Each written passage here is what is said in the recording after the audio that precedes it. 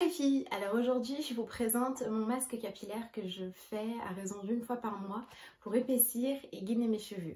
Alors j'essaye d'avoir une certaine régularité dans la pose de mon masque parce que c'est grâce à ça que j'ai vu des résultats, donc environ une fois par mois.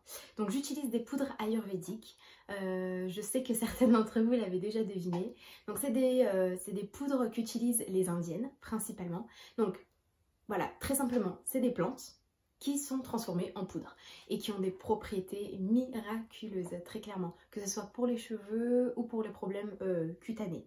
Je me fournis sur le site Aromazone, mais je sais qu'il existe des sites avec de meilleures qualités. J'en ai pas à vous proposer là sous la main parce que moi, celles d'Aromazone me conviennent très bien. Le rapport qualité-prix, encore une fois, est bon. Donc, elles apportent brillance, fortification aux cheveux et franchement, je trouve qu'elles ont un sacré pouvoir épaississant. J'avoue qu'il faut quand même se familiariser avec l'odeur. Il y en a qui sont quand même plus fortes que d'autres. Mais bon, au vu des résultats qu'elles apportent, honnêtement, moi, je m'y suis faite. Donc je vous ai tout expliqué, je vous ai tout détaillé. Comme d'habitude, si vous avez des questions, n'hésitez pas à me les poser en barre de commentaires. Normalement, c'est assez complet. Je vous laisse regarder ça et puis on se retrouve juste après.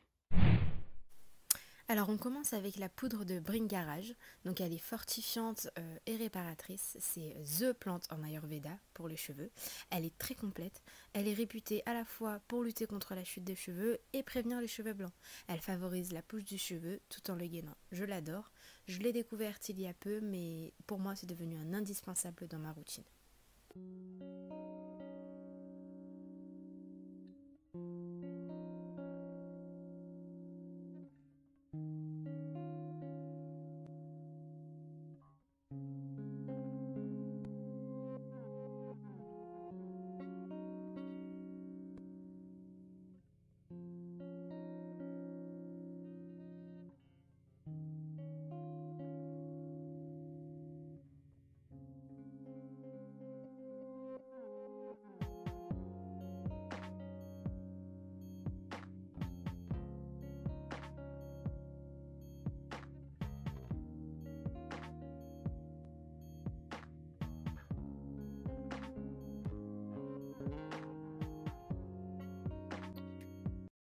Donc on passe à la poudre de guimauve qui est apaisante et démêlante. Ce n'est pas une plante ayurvédique mais je l'adore pour son côté démêlant. Je la mets dans pratiquement tous mes masques.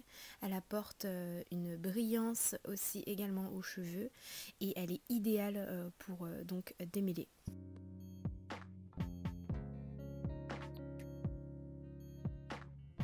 Place à la poudre de Nîmes qui est purifiante et détoxifiante. Elle est connue en soins de cheveux pour lutter contre les pellicules, contre la chute des cheveux. Elle est purifiante et détoxifiante. Elle assainit les cuirs chevelus gras et soulage également les problèmes de peau. Et la dernière, la poudre de cidre. Elle est très proche de la poudre du sikkakai en termes de propriété. Je la préfère au sikkakai parce que j'ai pas de risque de me brûler les yeux avec celle-ci.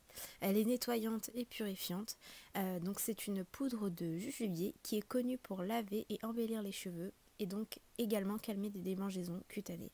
Elle est en plus, elle permet de fixer les poudres colorantes. Donc ça c'est un petit plus si jamais vous faites du henné en parallèle.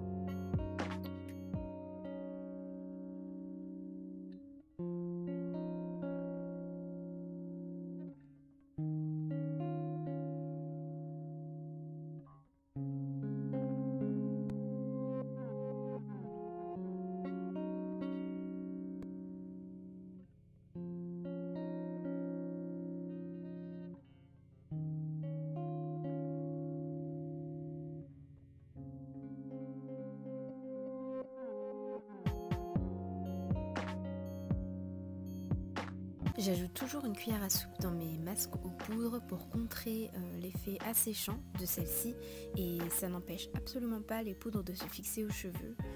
Bien au contraire, pour ma part, ça contre l'effet gras et ça lubrifie bien le cheveu, mais j'ai pas de résidus gras, bien au contraire.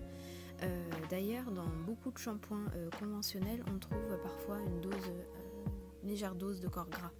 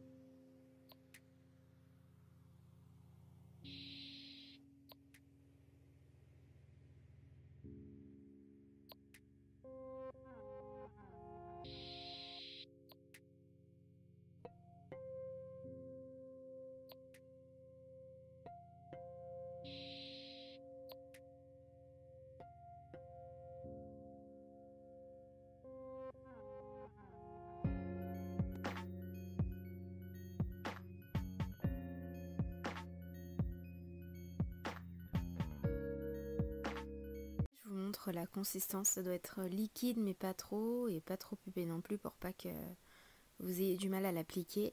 Alors j'ai passé mes cheveux sous l'eau sans shampoing, je n'en ferai pas un derrière non plus parce que les poudres que j'utilise, deux d'entre elles sont lavantes.